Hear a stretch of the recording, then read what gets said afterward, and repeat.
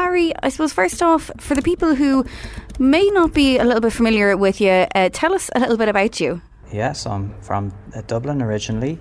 I grew up making music since I was a teenager. Mostly I was busking. I was a very early adopter of YouTube. Me and my brother basically started making music together as teenagers, and it sort of accidentally turned into a music career. I'm now in my early 30s and still making music. So I know you were in a band with your brother Alfie, but how did you first get into music growing up? Was there something that sparked your interest? Yeah, apparently when I was a really, really small child, if I was crying or just having a tantrum, if I sat with my dad while he played the piano, either just beside him or on his lap, this calmed me down a lot. So it made my parents realise that I really responded well to music, and so I started playing the piano when I was very young. And went to piano lessons, and that was sort of my doorway or my gateway. And also singing, like in our family there was a lot of singing all the time, encouraged to sing in harmony and things like that. And actually also, to be fair, to like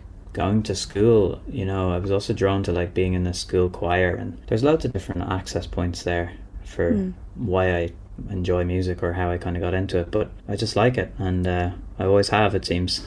And you mentioned busking at the start. Tell us a little bit how that began. Yeah, so the original sort of foundation story of the band that I was in with my brother Hudson Taylor began on a family holiday in 2008. I brought my guitar with me, and then basically I played music to a load of German tourists on the beach, and they wanted to kind of keep listening to us, so they suggested like, oh, you guys should make a YouTube channel. In 2008, that was kind of a weird thing. I don't think anyone had heard of YouTube so much around then.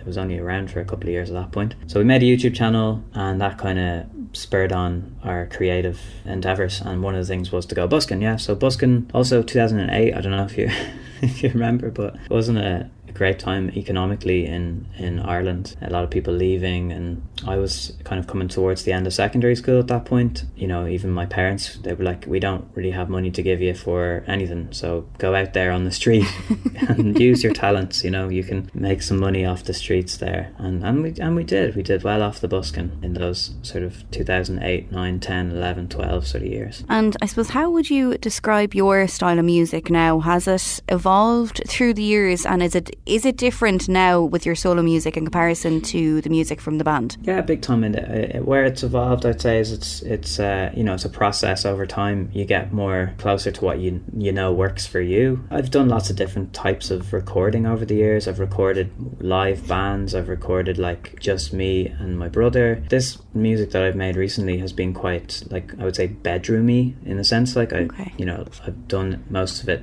The recording, all of the sounds apart from the drums, were just recorded in my bedroom. I had a little studio that I would go to every so often, but mostly, just like, you can do everything from your bedroom these days. So it's a bit more of a bedroom sound. That would be the difference. In the past, I've had record labels and a bit more money pumped into a project I was part of, so that meant that you could go to studios and stuff like that a bit more. And now I'm doing the things on a bit more of a shoestring budget, so it's like, I'm the producer, I'm the engineer, I'm sometimes the mix engineer as well. In the case of this track that I've released, I basically recorded everything, got my mate Shay in Limerick to record drums, and then I sent it off to another friend of mine, Paul, to mix the song, and that's kind of it. And going on to your track, it's called Hiding from Nature. Tell us a little bit about it, and is there a story behind it for you, a personal story? Yeah, so the personal story, it comes out of spending a time in London last year, going over to do a bit of writing, and I worked with a really nice, lovely lad called Cody. He's another musician. He's from Waterford, and he was the singer of the band Fallen Lights, and he has his own sort of solo project, Cody, now. And we wrote that song together. We'd never written a song together before, but we just sat down and we kind of spoke about the state of the world a little bit, and the concept of the song was sort of born of this, like, I don't know, it's like that feeling of like, do you ever get that feeling like there's people don't even realise what it is to be a human being? You're like, we're all going to our day jobs. We're going to our day jobs and we're just sort of not, like, have our head down, and you kind of don't remember, or you forget, like, I'm a being. I'm like a sort of a conscious entity floating around in a body of flesh. It's quite a bizarre thing to be a human being. And so the song is like, you're hiding from nature sort of means like you're forgetting about your inner nature, your sort of truth, I guess. Just sort of developed it further as the idea, and like with the artwork of the song as well, it's like it features a sort of a green man, a Celtic green man, which is about rebirth and connection to nature and stuff like that. So yeah, it's kind of got a double meaning. It's about being disconnected from nature in the physical world, in the sense of like, you know, the green, the trees and all that stuff, but also nature as in your inner nature, your innate human nature. Yeah, my girlfriend Serafina helped as well with the song. You know, me and Cody got to a certain point with it. We had 4 hours together. You know, we really just kind of jammed in the song, but it needed another 15 or 20% just to get over the line, just to finish it. So I just text a voice memo to Serafina, my partner, and she's a bit like a human ChatGPT. She just kind of sent back a few options. He was like, how about this, and we just kind of pieced together the last bits of the song, and that was it. And I know you were previously based in Berlin, but you're now kind of back and forth. What was it that drew you to the music scene in Germany, and what is the difference, I suppose, in the scene from Ireland to Germany? I'll be honest with you, I way prefer the music scene in Ireland to Germany. What's cool, what I found what's quite nice for me is it's just the anonymity of Berlin. I go to open mic nights very often, and I just to go and play tunes, just like, here's a new song I wrote this week. There aren't as many open mic nights in Ireland, I'll be honest. It's just like, it's just not as common a thing, and if it is, I don't know, it's not as renowned of a thing, perhaps. Like I can literally walk into one every night of the week. Multiple sort of music nights are happening in Berlin every night of the week that I could just go and just try a tune out, and I'll probably know like 10 people there as well, so it becomes like a bit of a community hub, and I haven't found that in the same way in Ireland. Berlin has a bit more of that sort of like city that never sleeps type of vibe about it, you know. It's known as a party capital and all that kind of stuff. Not that that's really my jam these days. I'm not going to clubs so much, you know. It exists, it's there, the nightlife is sort of there if you want it. Were you always sure that you were going to go solo after yourself and Alfie decided to finish Hudson Taylor, or what sparked the idea of going solo? I did not want Hudson Taylor to end. I spent a lot of time not realising how good I had it in Hudson Taylor, the amount of infrastructure that was around it, like I said before, the record labels, the management, all that kind of stuff. I wasn't really aware until really close to the end, like how good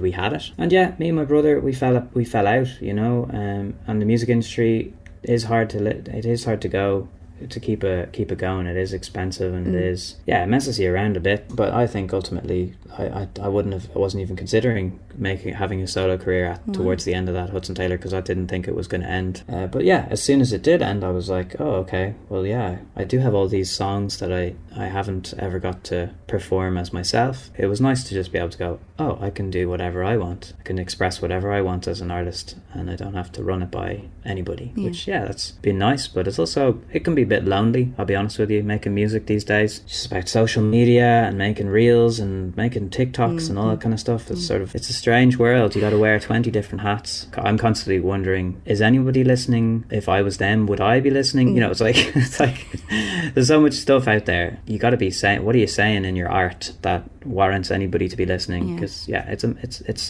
very oversaturated, I think, out there, you know. And you've had, I suppose, quite a career, but what has been a highlight for you? Things that seem cool from the outside, for example, playing big shows, like that stuff never fails to make me stop and go, oh my god, that was so cool. Like playing a sold out show in the Olympia, or multiple sold out shows in Whelan's back in the day, or things like that. They're really nice little moments. But for me, honestly, the simple things, when I found out that you don't have to drink every day, because I got sober towards the end of Hudson Taylor as well, and like I used to be drinking so much, and it was like the only way I knew how to enjoy myself. It's nice to now have a bit of freedom from that, to be honest. I'm like, I can enjoy myself, and I can stay out late, I can do whatever, and I don't have to be just getting wrecked all the time. That has been nice. And I'm going to go back to gigs that you've done, and one that I actually seen you guys play at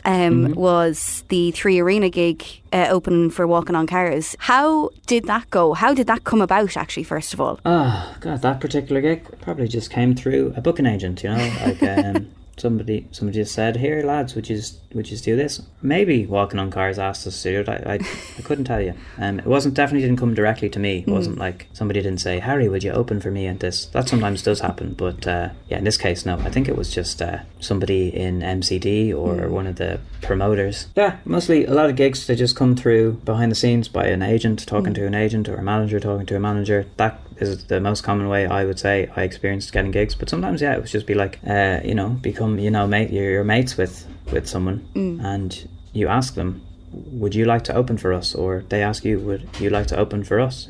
That gig itself was maybe nearly 10 years ago now at this stage, but what do you remember from that gig? I suppose the Three Arena is quite a big venue, and it's a dream venue for a lot of people. Yeah, so I've played in the Three Arena in multiple different capacities over the years. Like, played there opening for The Script, played there opening for Codeline, played at the Childline gigs. I think, to be honest, the Childline gig was probably the most memorable time I played there, because what happened was, myself and Alfie, this was about 2015, we had just been dropped by our first record label, and we went out on stage in the Childline gig as just the two of us right before Hosier was about to finish out the night. And so we were standing on the side of the stage giving each other a bit of a pep talk, and we actually said to each other, this is going to be the last gig we do, let's take a break. We walk out on stage, absolutely smashed it, had a really nice time, and as we came off the stage, Hosier's manager Caroline was there. She just said, "Hey lads, what's up? How you doing? What's going on?" We were like, "Oh well, we just got dropped by her," and she actually just said, "Well, I'd like to manage you." So we got managed by Hosier's manager